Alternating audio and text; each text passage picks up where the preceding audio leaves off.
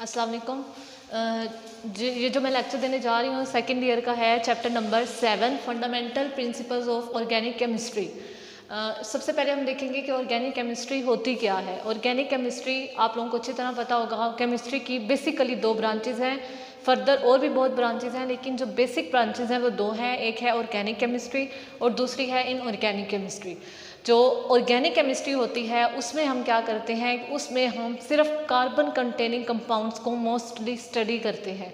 Carbon containing compound उसके साथ जो होता है, इसीलिए इसको जो डिफ़ाइन किया जाता है वो कैसे डिफ़ाइन करते हैं, study of the carbon containing compound. जो इसकी सबसे सिंपलेस्ट डेफिनेशन है वो यही है, study of carbon containing compound. ठीक है। अब बाद में जो साइंटिस्ट आए थे उन्होंने जब फर्दर ऑर्गेनिक कंपाउंड्स को, ऑर्गेनिक केमिस्ट्री को स्टडी किया तो उन्होंने उसकी बेस पे एक और डेफिनेशन उसकी डिराइव की, जिसके अकॉर्डिंग क्या था, study of the compounds of carbon and hydrogen, ठीक है, एंड देयर डेरिवेटिव्स। अब ये जो कंपाउंड्स होते हैं, पहले हमने क्या पढ़ा, study of the carbon containing compound, कि जिसमें कार्बन नेसेसरीली प्रेजेंट होता है। ठीक है। अब यहाँ पर क्या था, study of compounds of carbon and hydrogen.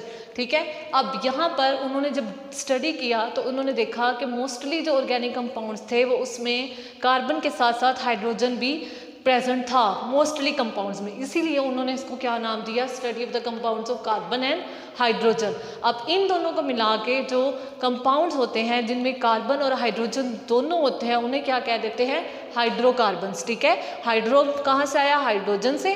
Carbon कहाँ से आया, कार्बन से। ठीक है। दूसरी चीज़ जो इसमें दी गई है, that is and their derivatives. अब डेरिवेटिव का क्या मतलब होता है कि जिसमें कार्बन तो लाजमी होगी, ठीक है, और उसके साथ ये भी नेसेसरी है, ये भी मतलब पॉसिबिलिटी है कि हाइड्रोकार्बन मतलब कार्बन के साथ ऑक्सीजन का बॉन्ड बना हो, या फिर नाइट्रोजन में बॉन्ड बनाया हो, या फिर सल्फर ने बॉन्ड बनाया हो, तो इनको हम कह देते हैं डेरिवेटिव्स। तो किस तरह से डिफाइन कर सकते हैं, study of the compounds of carbon and hydrogen and their derivatives. ठीक है। अब क्या हुआ था, आज से तकरीबन 200 ईयर्स अगो, 200 साल पहले की बात है, कि जो साइंटिस्ट थे उन्होंने क्या डिस्कवर करवाया, उन्होंने कहा कि जो ऑर्गेनिक कंपाउंड्स होते हैं, जैसे हमने केमिस्ट्री की बात की कि ऑर्गेनिक केमिस्ट्री और इनऑर्गेनिक केमिस्ट्री, इसी तरह कंपाउंड्स भी होते हैं, organic compounds and inorganic compounds. तो साइंटिस्ट ने कहा कि जो ऑर्गेनिक कंपाउंड्स होते हैं उनको सिर्फ हम लिविंग थिंग्स से ही प्रिपेयर कर सकते हैं। ठीक है। सिर्फ लिविंग थिंग मतलब पौधे हो गए, जानवर हो गए, इसी तरह जितनी भी जानदार चीज़ें हैं उन्हीं से ही हम ऑर्गेनिक कंपाउंड्स को प्रिपेयर कर सकते हैं। ऑर्गेनिक कंपाउंड को नॉन लिविंग थिंग्स से प्रिपेयर नहीं कर सकते, या फिर अल्टीमेटली आप ये भी कह सकते हैं कि उन्होंने क्या कहा कि ऑर्गेनिक कंपाउंड को हम इनऑर्गेनिक कंपाउंड से प्रिपेयर नहीं कर सकते।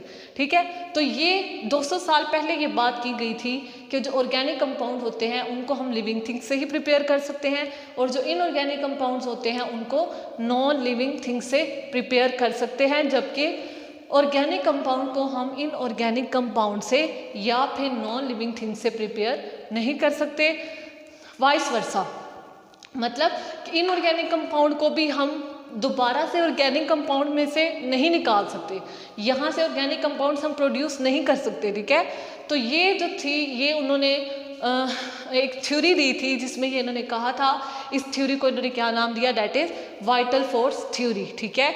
ये शॉर्ट क्वेश्चन भी आ जाता है कि what is vital force theory and who rejected it. ठीक है। तो सबसे पहले तो ये कॉन्सेप्ट आप लोगों को क्लियर करना होगा कि वाइटल फोर्स थ्योरी क्या होती है। उसमें क्या था, ऑर्गेनिक कंपाउंड को सिर्फ लिविंग थिंग्स से ही प्रिपेयर किया जा सकता है, और जबकि इनऑर्गेनिक कंपाउंड को नॉन लिविंग थिंग्स से ही प्रिपेयर कर सकते हैं, और ऑर्गेनिक कंपाउंड को हम इनऑर्गेनिक कंपाउंड या इनऑर्गेनिक कंपाउंड को ऑर्गेनिक कंपाउंड से प्रिपेयर नहीं कर सकते। तो इस थ्योरी को क्या कहते हैं, वाइटल फोर्स थ्योरी। ठीक है। बाद में एक साइंटिस्ट आया जिसका नाम था फ्रेडरिक वोलर। ठीक है। फ्रेडरिक वोलर, जिसको फादर ऑफ ऑर्गेनिक केमिस्ट्री भी कहा जाता है। ठीक है। फ्रेडरिक वोलर आया, उसने क्या किया, उसने इस थ्योरी को रिजेक्ट कर दिया। कैसे रिजेक्ट किया, ऑब्वियसली सिर्फ ज़ुबानी तो उसको रिजेक्ट नहीं कर सकता था, तो उसने क्या किया, उसने एक कंपाउंड प्रिपेयर किया, यूरिया, जो कि एक ऑर्गेनिक कंपाउंड था। ठीक है। तो ये जो ऑर्गेनिक कंपाउंड था यूरिया, उसने प्रिपेयर किया कहाँ से, अमोनियम साइनेट से। अमोनियम साइनेट क्या होता है, इनऑर्गेनिक कंपाउंड होता है, ठीक है। तो ये वाला यूरिया को अमोनियम साइनेट से प्रिपेयर किया, इट मीन्स कि उसने एक ऑर्गेनिक कंपाउंड इनऑर्गेनिक कंपाउंड से प्रिपेयर किया। तो यहाँ से जिसने कंट्राडिक्ट किया वाइटल फोर्स थ्योरी को, जिसने कहा था कि ऑर्गेनिक कंपाउंड को इनऑर्गेनिक कंपाउंड से प्रिपेयर नहीं कर सकते, ठीक है। तो यहाँ पर डबल एरोस का निशान है, इट मीन्स कि रिवर्सिबल रिएक्शन है, मीन्स कि अगर ये ऑर्गेनिक कंपाउंड इनऑर्गेनिक कंपाउंड से प्रिपेयर हो रहा है तो इन द सेम वे ये इनऑर्गेनिक कंपाउंड भी ऑर्गेनिक कंपाउंड से प्रिपेयर हो सकता है। तो इस तरह से फ्रेडरिक वोल्टर ने ये इस थ्योरी को, वाइटल फोर्स थ्योरी को रिजेक्ट कर दिया था, ठीक है। ये था इसका इंट्रोडक्शन।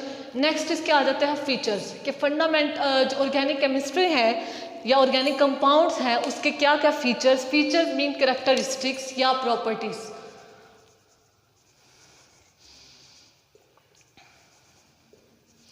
ठीक है। कैरेक्टरिस्टिक्स या प्रॉपर्टीज या खुसूसियात जो भी आप कह लें, तो इसकी क्या क्या खुसूसियात होती हैं, इसकी टोटल इन्होंने, वैसे तो बहुत सारी होती हैं लेकिन आपकी बुक में इन्होंने टोटल 7 बताई हुई हैं जिनको हमने डिस्कस करना है। सबसे पहले उन्होंने बताई है पिक्यूलियर नेचर ऑफ कार्बन, दूसरी उन्होंने बताई है नॉन आयनिक करैक्टर, तीसरी उन्होंने बताई है सिमिलैरिटी इन बिहेवियर, चौथी उन्होंने बताई है complexity of organic compound, fifth one है आइसोमेरिज्म, सिक्स्थ वन है rate of reaction and seventh है सोलुबिलिटी, ठीक है। अब सबसे पहले हम डिस्कस करते हैं पिक्यूलियर नेचर ऑफ कार्बन। अब हमने यहाँ पे क्या बात की कि ऑर्गेनिक कंपाउंड क्या होते हैं जिसमें कार्बन नेसेसरीली प्रेजेंट होता है, ठीक है। मतलब ये कंपलसरी है कि हर कंपाउंड में कार्बन तो लाजमी होगा, ठीक है। तो अब यहाँ पर पिक्यूलियर नेचर ऑफ कार्बन का मतलब है, पिक्यूलियर का मतलब होता है मखसूस, स्पेसिफिक, ठीक है। तो पिक्यूलियर नेचर ऑफ कार्बन या फिर स्पेसिफिक नेचर ऑफ कार्बन, इसका मतलब ये है कि कार्बन जो होगा हर कंपाउंड में वो क्या होता है कि वो लार्ज नंबर ऑफ कंपाउंड को बना सकता है। कार्बन क्या करता है, मतलब बहुत बड़े बड़े कंपाउंड भी बना सकता है, ठीक है। कैसे बना सकता है, due to the self linking property. Self linkage का मतलब होता है अपने साथ ही जुड़ते रहना, ठीक है, या अपने जैसे के साथ जुड़ते रहना। जैसे मैं अगर आप यहाँ पर आपको एग्जांपल दूँ, ये है कार्बन, तो ये कार्बन जो होगा वो अपने जैसे यानी एटम यानी कि कार्बन के साथ ही मिलके एक से ज़्यादा बॉन्ड बनाता रहेगा, ये इस तरह, ठीक है। यहाँ पे भी कार्बन होगा, यहाँ पे भी होगा, यहाँ पे भी होगा, यहाँ पे भी, यहाँ पे फर्दर सो ऑन, इस तरह ये, ठीक है, ये इस तरह ये कार्बन जुड़ते रहेंगे और ये बहुत बड़े बड़े लार्ज कंपाउंड्स बना देते हैं। ये जो इसकी प्रॉपर्टी होती है जिसको हम कहते हैं सेल्फ लिंकिंग प्रॉपर्टी, इसको हम क्या नाम दे देते हैं, डेट इज कैटिनेशन, ठीक है। तो ये कैटिनेशन की प्रॉपर्टी होती है, सेल्फ लिंकिंग प्रॉपर्टी होती है। दूसरी इसकी क्या पिक्यूलियर नेचर है कि ये सिंगल और मल्टीपल बॉन्ड्स भी बना सकता है। आप लोगों ने बहुत से कंपाउंड्स पढ़े होंगे जिसमें आप लोगों ने लेट्स सपोज ऑक्सीजन के साथ देखा होगा कि ये डबल बॉन्ड बना देता है, ठीक है। इसी तरह नाइट्रोजन के साथ देखा होगा ये ट्रिपल बॉन्ड भी बना सकता है, ठीक है। तो ये थे इसकी पिक्यूलियर नेचर या फिर स्पेसिफिक नेचर के कार्बन क्या करता है, एक तो ये कैटिनेशन की प्रॉपर्टी शो करता है, मतलब अपने ही साथ अपने ही जैसे दूसरे कार्बन एटम के साथ जुड़ के ये बहुत बड़े बड़े लार्ज नंबर ऑफ कंपाउंड्स बना देता है। दूसरी क्या बताई कि ये मल्टीपल बॉन्ड्स बनाता है, सिंगल बॉन्ड भी बनाता है। सिंगल कैसे, ये CH, ठीक है, ये सिंगल बॉन्ड बना दिया। इसी तरह डबल बॉन्ड बना सकता है जैसे ऑक्सीजन के साथ देखा, ठीक है। इसी तरह ये ट्रिपल बॉन्ड भी बना देता है जैसे C ट्रिपल बॉन्ड N, ठीक है। तो ये थी इसकी पिक्यूलियर नेचर। सेकेंड वन इसमें आता है नॉन आयनिक करैक्टर, कि ये जो होते हैं ऑर्गेनिक कंपाउंड्स ये नॉन आयनिक होते हैं हमेशा। मतलब कि क्या मतलब है कि अगर आप किसी भी ऑर्गेनिक कंपाउंड को लेंगे तो वो आयनाइज नहीं होगा बिल्कुल भी, वो एज सच ही प्रेजेंट रहता है, ठीक है।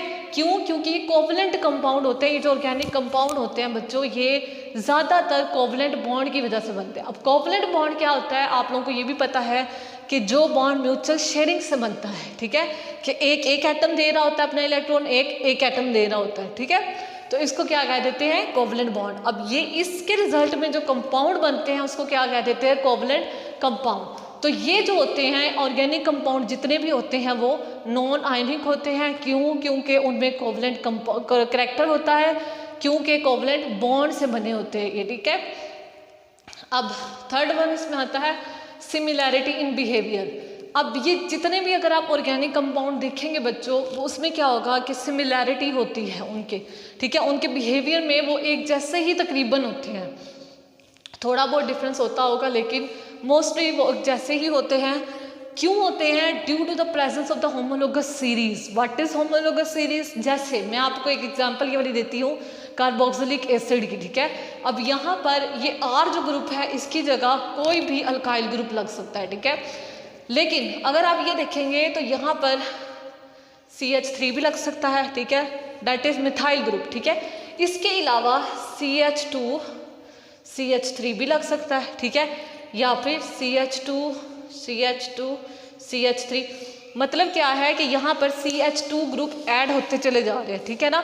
एक ही ग्रुप है जो बार बार ऐड होता चला जा रहा है, इसीलिए हम इसको क्या कह देते हैं? Homologous series. होमोलोगस मीन एक जैसा ग्रुप, एक जैसी ही ग्रुप्स का सीरीज, ठीक है। तो यहाँ पर एक जैसे ग्रुप्स ऐड होते चले जा रहे हैं, इसका मतलब ये है कि इसकी होमोलोगस सीरीज होगी। इसकी वजह से जब एक जैसे ग्रुप होंगे तो उनका बिहेवियर भी एक जैसा ही होगा, ठीक है। इस बेस पे हम कह देते हैं कि जो इनका बिहेवियर होता है उनमें सिमिलैरिटी एग्जिस्ट करती है, ठीक है। नेक्स्ट वन इसमें आता है कम्प्लेक्सिटी ऑफ ऑर्गेनिक कंपाउंड। मतलब कि जो ऑर्गेनिक कंपाउंड जितने भी होते हैं वो अच्छे खासे कम्प्लेक्स होते हैं। ये नहीं होता कि वो बिल्कुल सीधे सीधे उनके स्ट्रक्चर होते हैं, नो।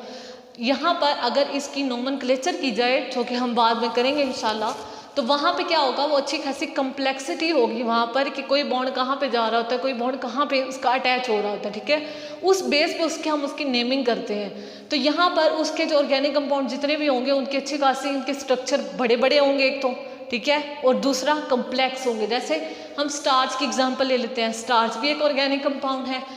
अगर आप इसका फॉर्मूला देखें, molecular formula C6H10O5 and bracket के बाहर है N।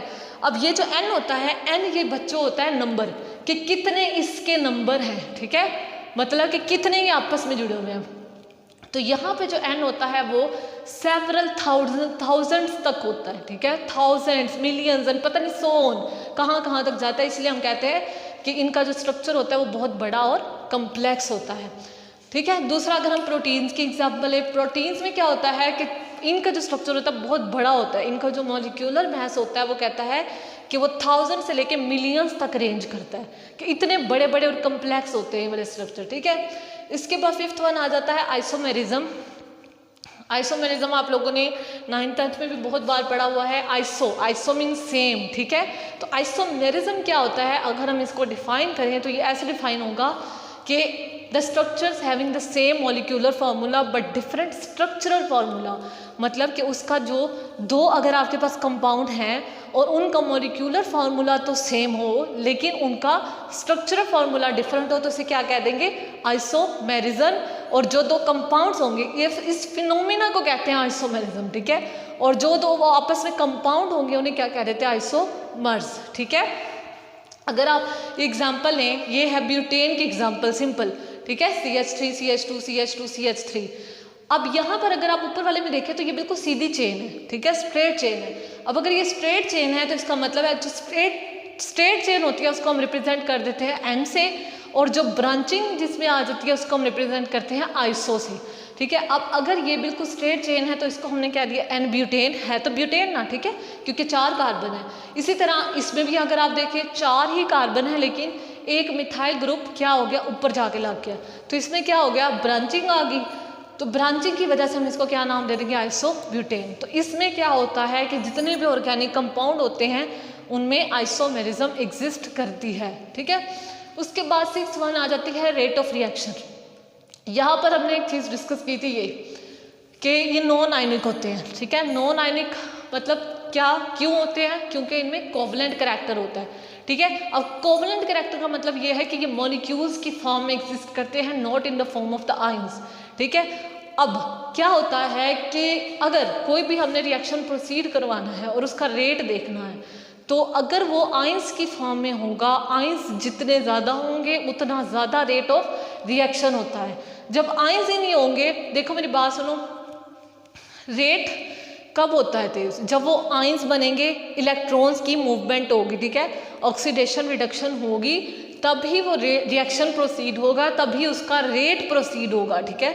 लेकिन जब आयंस ही नहीं होंगे तो उसका ना तो रिएक्शन प्रोसीड होगा आगे, ना ही उसका रेट इंक्रीज करेगा। तो इसमें क्या होता है कि इसका जो रेट ऑफ रिएक्शन इसलिए स्लो होता है। क्यों स्लो होता है? क्योंकि उसका मॉलिक्यूलर नेचर होती है, ये जो कंपाउंड्स होते हैं ये मॉलिक्यूल्स की फॉर्म में एग्जिस्ट करते हैं, ठीक है। उसके बाद आ जाती है सॉल्युबिलिटी।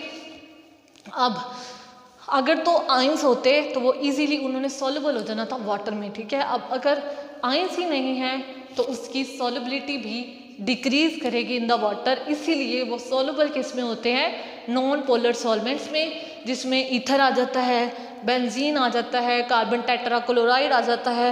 ये सारे क्या होते हैं? ये नॉन पोलर सॉल्वेंट्स होते हैं। नेक्स्ट इसकी आ जाती है इंपॉर्टेंस। ये सारे जो थे ये इसके थे फीचर्स के, इसके क्या क्या फीचर्स होते हैं, क्या क्या इसकी प्रॉपर्टीज़ होती हैं। नेक्स्ट इसमें इंपॉर्टेंस आ जाती है कि ऑर्गेनिक केमिस्ट्री या फिर ऑर्गेनिक कंपाउंड्स की हमारी ज़िंदगी में क्या अहमियत है। आपकी बॉडी में जितने भी ह्यूमन बींग्स होते हैं उनकी बॉडी में, हमारी बॉडी में बहुत सारे रिएक्शंस हो रहे होते हैं एट अ टाइम, हज़ारों लाखों रिएक्शंस होते हैं। तो वो रिएक्शंस किस तरह से होते हैं? वो जितने भी रिएक्शंस होते हैं उनको प्रोसीड करने के लिए प्रोटीन्स, एंजाइम्स, लिपिड्स, कार्बोहाइड्रेट्स, ये सारे चाहिए होते हैं। अब ये जितने भी होते हैं प्रोटीन्स, एंजाइम्स, लिपिड्स, कार्बोहाइड्रेट्स, ये क्या होते हैं? ये सारे ऑर्गेनिक कंपाउंड्स होते हैं। तो ये ही एंजाइम्स होता है वो किसी भी रिएक्शन को प्रोसीड करवाने के लिए यूज़ होता है, ठीक है। अब जब रिएक्शन हमारी बॉडी में ऑर्गेनिक कंपाउंड ही नहीं होंगे तो वो रिएक्शन कहाँ से प्रोसीड होंगे, ठीक है। तो जब तक ये ऑर्गेनिक कंपाउंड नहीं होंगे तो हमारी बॉडी का कोई भी रिएक्शन प्रोसीड नहीं होगा। नेक्स्ट इसमें सोर्सेज आ जाते हैं। सोर्सेज मतलब कि कहाँ कहाँ से आते हैं ऑर्गेनिक कंपाउंड। बेसिकली 3 सोर्सेज हैं, वैसे और भी बहुत सारे सोर्सेज हैं लेकिन आपकी बुक में 3 सोर्सेज डिस्कस किए गए हैं। सबसे पहला आ जाता है पेट्रोलियम, दूसरा है कोल और तीसरा है नेचुरल गैस। ये हम इंशाल्लाह फर्दर डिस्कस करेंगे।